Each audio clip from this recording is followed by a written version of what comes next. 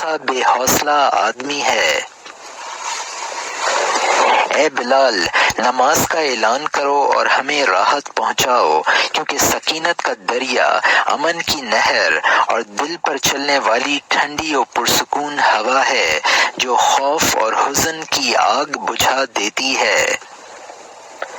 اگر رب کی معصیت نہیں کی، نہ کسی پر ظلم کیا ہو، تو پھر سکون سے سو جاؤ، تمہاری محنت کامیاب اور نصیبہ کھلا ہے، تمہارا کوئی دشمن نہیں۔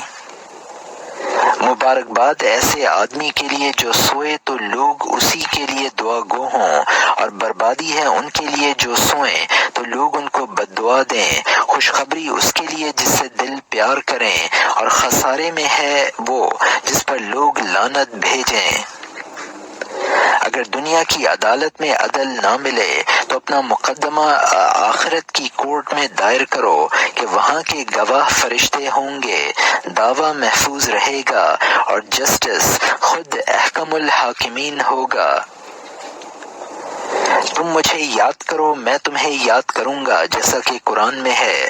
اگر ذکر کا صرف اتنا ہی فائدہ ہوتا تب بھی کافی تھا، اور اگر اس کا صرف اتنا ہی نفع ہوتا کہ رب تعالیٰ تمہیں یاد کرے گا تب بھی کیا ہی نفع ہے اور کتنے شرف کی بات ہے۔ تمہیں خوشخبری ہو کہ پاکی ایمان کا حصہ ہے، اس سے گناہ ختم ہوتے ہیں، برائیاں دھل جاتی ہیں اور تمہاری تطہیر کرتی ہے تاکہ مولا تعالی سے پاک صاف ہو کر ملو۔ تمہیں خوشخبری ہو کہ نماز ماقبل کے گناہوں کا کفارہ ہے، موجودہ کو مٹا دیتی ہے، بعد کی زندگی کی اصلاح کرتی ہے، نمازی کو قید و بند سے چھڑا دیتی ہے، نماز آنکھوں کی ٹھنڈک ہے۔ جو آدمی یہ چاہے کہ بغیر تنقید جھیلے وہ سب کا احترام پا جائے تو وہ اکثر محروم و محتاج ہی رہتا ہے۔ شہرت کے پیچھے بھاگنے والا سعادت کا دشمن ہے۔ خوشی کے فن میں صرف اسباق و نظریات کافی نہیں، بلکہ ان کے مطابق حرکت و عمل اور تصرف بھی ضروری ہے، جیسے کہ روز 1 گھنٹہ پیدل چلنا، سفر کرنا، پارک جانا۔ مچھر اکثر شیر کے پیچھے پڑتے ہیں اور اسے نقصان پہنچانا چاہتے ہیں، لیکن وہ ان کو اہمیت نہیں دیتا، نہ ان کی طرف توجہ کرتا، کیونکہ اس کے مقاصد اور ہیں، انہی پر توجہ دیتا ہے۔ نحوست ماننے والے سے بچو، کیونکہ تم اسے گلاب کا پھول پیش کرو گے، وہ اس میں کانٹا دیکھے گا، تم اسے پانی دو گے، وہ اس میں تنکا نکالے گا، تم اس سے سورج کی تعریف کرو گے، وہ دھوپ کی تیزی کی شکایت کرے گا۔ کیا تم واقعی خوش بختی چاہتے ہو؟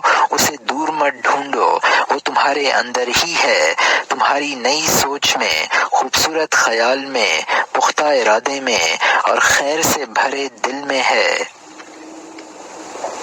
نیک بختی ایسا عطر ہے جسے تم اپنے ارد گرد چھڑکو گے تو اس کے کچھ قطرات تم کو بھی ضرور ملیں گے۔ ہماری مشکل یہ ہے کہ ہم غیر اللہ سے دن میں 100 بار ڈرتے ہیں۔ تاخیر کا ڈر، غلطی کرنے کا ڈر، جلدی مچانے کا ڈر، فلاں کے غصے اور فلاں کے شک و شبے کا ڈر، 100 طرح کے ڈر ہیں جو ہمارے دل میں بسے ہیں۔ بہت سے لوگ یہ سمجھتے ہیں کہ ہر مسرت زائل ہو جاتی ہے، لیکن ساتھ ہی یہ بھی سمجھتے ہیں کہ ہر تکلیف دائمی ہے، یعنی وہ سرور کی موت کے قائل ہیں لیکن غم کی موت کے قائل نہیں۔ ہم میں سے بعض اندھی مچھلی کی طرح ہیں جو چھوٹے سے برتن میں ہوتی ہے لیکن سمجھتی ہے کہ سمندر کے اندر ہے۔ چنانچہ ہم پیدا ہوئے ایمان کی دنیا میں، لیکن اپنے آپ کو خوف، اندیشہ، عداوت اور حزن کے پہاڑوں کی کھائی میں گرا دیا۔ زندگی کی حقیقی خوشی قیمتی ہے، لیکن وہ مستحق کو ہی ملتی ہے، لہٰذا جو ہنستی کھیلتی زندگی میں روتے ہیں، اس کی مسکراہٹوں کے بیچ دانت پیستے ہیں، وہ خوشی کے مستحق کہاں؟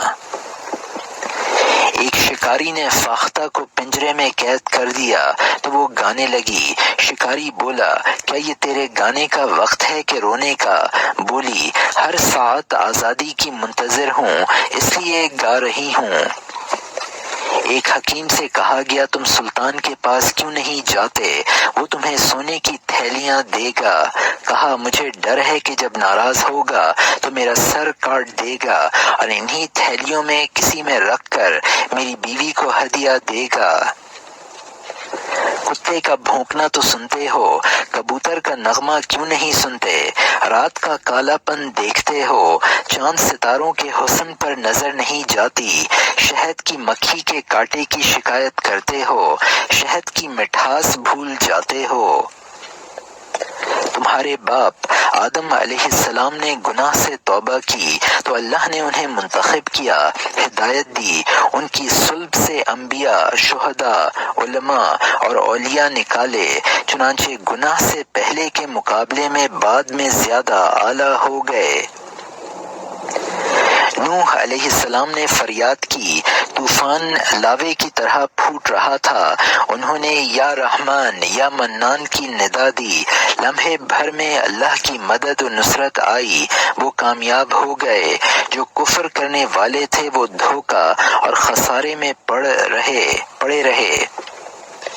حضرت یونس علیہ السلام سمندر کے اندر 3 اندھیروں میں تھے، انہوں نے فوری طور پر رحم کی اپیل بھیجی جس میں کوتاہی کا اعتراف و اعتذار تھا، چنانچہ ان کا تار درست تھا، اس لیے مدد بھی بجلی کی طرح آ گئی۔ حضرت داؤد علیہ السلام نے اپنی خطاؤں کو آنسوؤں سے دھویا، ان کی توبہ کا کپڑا سفید ہو گیا، وہ کپڑا محراب عبادت میں بنا گیا، بننے والا امین تھا اور سحرخیزی کے آنسوؤں سے دھویا گیا تھا۔ جب معاملہ سخت ہو جائے، تکلیف بڑھ جائے، مایوسی ہو جائے تو کشادگی کا انتظار کرو۔ اگر یہ چاہتے ہو کہ اللہ تمہاری تکلیف دور کر دے تو ہر مخلوق سے چھوٹی ہو یا بڑی امید کاٹ لو، صرف اللہ سے امید رکھو اور اسی سے فریاد کرو۔ تمہارا نفس اس سیال کی طرح ہے جو برتنوں کو اپنے رنگ میں رنگ دیتا ہے۔ نفس راضی و مطمئن ہے تو سعادت، خیر اور جمال دیکھو گے، اگر تنگ دل اور نحوست پسند ہے تو شقاوت، شر اور برائی کا سامنا ہوگا۔ جب معبود کی اطاعت کرو، موجود پر راضی رہو، مفقود پر صبر کر لو تو مقصود کو پا لوگے اور ہر مطلوب پورا ہو جائے گا۔ جس شخص کے سینے میں ایمان و ذکر کا باغ لگا ہے، علم و تجربات کی کیاری ہے، تو وہ دنیا کے مفاد پر افسوس نہ کرے گا۔ جو اس وقت تک خوش نہ ہو جب تک گمشدہ واپس نہ آئے، گھر نہ بنے، مناسب نوکری نہ مل جائے تو وہ سراب کے پیچھے دوڑ رہا ہے، وہ بیداری میں خواب دیکھتا ہے۔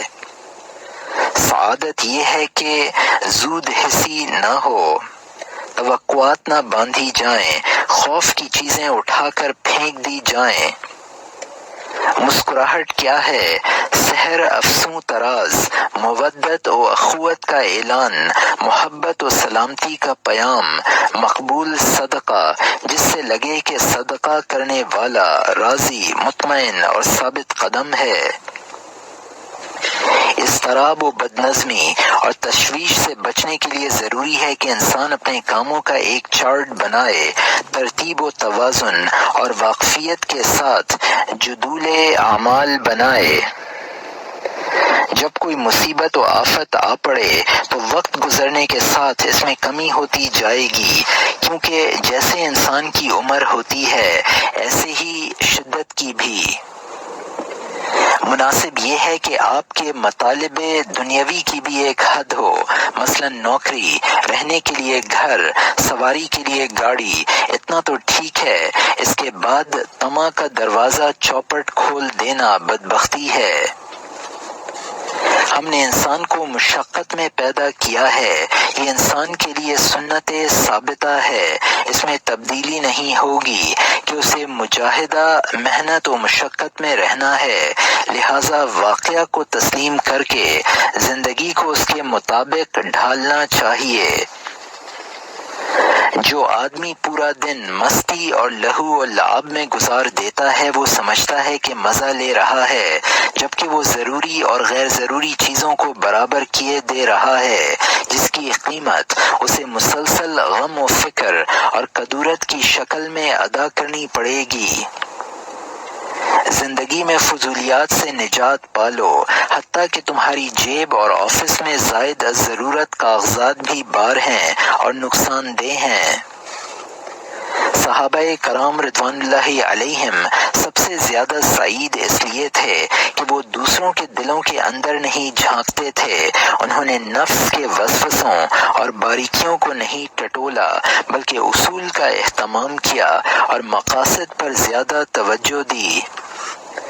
مناسب ہے کہ تذکیر اور عبادات میں حضور قلب پر دھیان دو کہ ایسے علم میں خیر نہیں جس میں تفقہ نہ ہو، ایسے ہی بغیر خشوع کی نماز اور بغیر تدبر کی قرأت بھی کچھ زیادہ مفید نہیں۔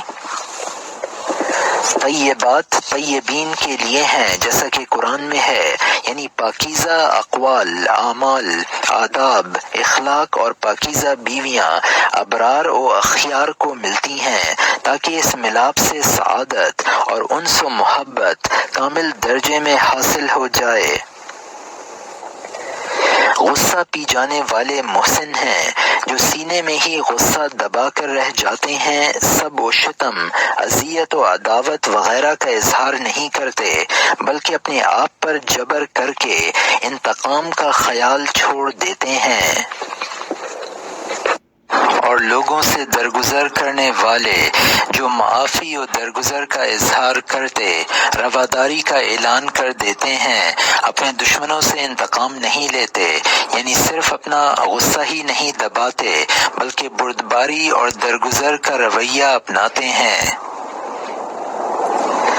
اور اللہ ایسے احسان کرنے والوں کو دوست رکھتا ہے، جیسا کہ قرآن نے فرمایا، جو دشمن کے ساتھ بھی احسان کرتے، مال و مرتبہ اور جود و سخا سے اس کی مدد ہی کرتے ہیں، وہ ان پر ظلم کرتا ہے، یہ احسان کرتے ہیں، یہ بھی بلند درجہ اور اولو العزمی کا کام ہے۔ بالضبط خوش کن کام کی تحدید کریں اور اچھے حالات کی ایک فہرست بنائیں کہ کسی معین سے ملاقات کے بعد کسی خاص جگہ جا کر یا کوئی متعین کام کر کے خوشی ہو، کوئی اچھا روٹین اختیار کر رکھا ہے تو اسے لسٹ میں رکھیے، ایک ہفتے بعد آپ پائیں گے کہ آپ کی لسٹ خوش کن کاموں اور خیالات کی ایک واضح تصویر دے گی۔ خوش کن کاموں کی فہرست بنانے کے بعد ان کو کرنے کی عادت بنائیے، اس کے خلاف امور کو چھوڑ دیجیے، یہ کام اپنے آپ میں ایک اچھا عمل ہوگا۔ اپنے آپ سے خوش رہیے، یہ بہت اہم ہے کہ ایک فیصلہ کرنے کے بعد اپنے آپ اس سے خوش رہیں، اپنے تصرفات پر مطمئن ہوں، اور جو تنقید اس پر کی جائے اس پر توجہ نہ دیں جب تک آپ صراط مستقیم پر ہیں، کیونکہ جہاں بھی شک نے راہ پالی یا گناہ کا احساس ہوا وہیں خوشی ختم ہو جاتی ہے۔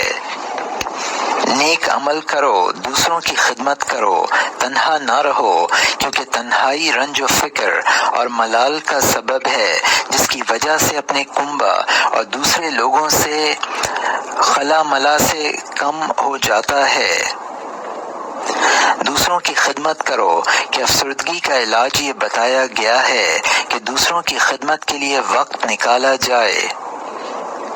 اپنے آپ کو ہمیشہ مصروف رکھو اور شعور و ارادے کے ساتھ اپنے امکانات کو زیادہ سے زیادہ استعمال کرو، نئے نئے کام کرنے سے تم کو زیادہ خوشی ملے گی کہ سستی ملال بڑھاتی ہے۔ نحوست اور افسردگی کو بھگانے کی کوشش کرو۔ کوئی پریشان کن بات پیش آئے تو کوئی جسمانی کام شروع کر دو، نفسیاتی اور ذہنی حالت ضرور بدلے گی۔ مثلاً ورزش شروع کر دو، دوستوں کے ساتھ پکنک پر چلے جاؤ وغیرہ۔ جو کام پورا نہ ہو سکا ہو اس پر مایوس نہ ہو۔ تم کو جاننا چاہیے کہ بڑے لوگوں کے کام پورے نہیں ہوتے۔ بہت سے لوگ سمجھتے ہیں کہ جب تک وہ اپنے کام پورے نہ کر لیں اپنے آپ سے مطمئن اور خوش نہیں ہو سکتے، حالانکہ اپنے ذمے کام مستعدی سے جتنا ممکن ہو اتنا کرنا چاہیے اور اس پر مطمئن ہونا چاہیے اگر اس نے کوئی کوتاہی نہیں کی۔ مقابلہ اور چیلنج دینے میں مبالغہ نہ کرو، اپنے اوپر سختی نہ کرو۔ بطور خاص جب کسی مقابلے میں شعوری طور پر کامیابی و خوشی کا احساس نہ ہو۔ کشیدگی کے سبب اپنے احساسات کو دباؤ مت، اس سے خوشی مر جاتی ہے، بلکہ اپنے احساسات کا اظہار مناسب انداز میں کر دو جس سے نفس پر ان کا دباؤ ختم ہو جائے۔ دوسروں کا بوجھ اپنے اوپر نہ لو۔ ایسا ہوتا ہے کہ دوسرے کی تکلیف کے باعث آدمی خود بھی پریشان ہو جاتا ہے، حالانکہ اسے پریشانی کی ضرورت نہیں ہے۔ ہر آدمی اپنے بارے میں جواب دہ ہے، کوئی کسی کا بوجھ نہیں اٹھائے گا۔ دوسروں کے ساتھ تعاون اور مہربانی کے حدود و ترجیحات میں اپنے آپ پر توجہ پہلے ہے۔ اپنے فیصلے فوراً لو۔ جو آدمی فیصلہ کرنے میں تاخیر کرتا ہے تو وہ اپنی خوشی کی بہت سی ساعتیں گنوا دیتا ہے، بلکہ بہت سے دن اور مہینے۔ پھر یہ بھی ضروری نہیں کہ ابھی فیصلہ لینے سے اس سے واپسی یا اس میں تبدیلی نہیں ہو سکتی۔ جب کوئی کام کرو تو اپنی قدر و قیمت کا صحیح اندازہ کر لو اور حکمت کا وہ قول یاد کر لو کہ اللہ اس شخص پر رحم کرے جو اپنی قدر جانتا ہے۔ جب آپ 50 سال کے ہو جائیں گے اور ورزش کرنا چاہیں تو پیدل چلیں، تیراکی کریں یا مثلاً ٹینس کھیلیں، لیکن فٹ بال نہ کھیلیں اور اپنی صلاحیتوں میں مسلسل اضافہ کریں۔ اپنے آپ کا صحیح اندازہ کریں، زندگی کی دوڑ میں یوں ہی کودنے کی کوشش نہ کریں۔ اپنے حالات، ذمہ داریاں وغیرہ کو نظر میں رکھیں۔ جو ایسا نہیں کرتے وہ بڑی حماقت کرتے ہیں۔ جو اپنے کو نہیں سمجھتے وہ اپنے امکانات بھی نہیں جان سکتے۔ اپنی عملی زندگی میں اعتدال رکھیں، کوئی ایک حصہ خالی رکھیں۔ قدیم زمانے میں یونانی یہ اعتقاد رکھتے تھے کہ آدمی انسانیت محفوظ نہیں رکھ سکتا جب تک کہ اسے خالی وقت نہ ملے۔ خطرات سے کھیلنے کی عادت ڈالیے۔ زندگی سے لطف اندوز ہونے کا یہی ایک طریقہ ہے کہ اس کے خطرات سے نمٹنے کی تیاری کریں۔ مثلاً غرقابی سے بچنے کے لیے تیراکی سیکھیں۔ کوئی قفل ایسا نہیں جو کھولا نہ جا سکے، کوئی قید نہیں جسے توڑا نہ جا سکے۔ جو دور ہے وہ قریب ہو سکتا ہے، جو گم ہو گیا ہے وہ واپس آ سکتا ہے، لیکن سب کا وقت متعین ہے۔ صبر و صلات کے ذریعے استعانت طلب کرو جیسا کہ قرآن میں ہے۔ یہ دونوں زندگی کی قوتیں ہیں، زاد سفر ہیں، باب امید ہیں، کشادگی کی کنجی ہیں۔ جس نے صبر کیا، نماز کی پابندی کی تو اسے صبح صادق، فتح مبین اور قریبی مدد کی خوشخبری دے دو۔ حضرت بلال رضی اللہ عنہ کو کوڑے لگائے گئے، مارے پیٹے گئے، انہیں زمین میں گھسیٹا گیا، بھگایا گیا۔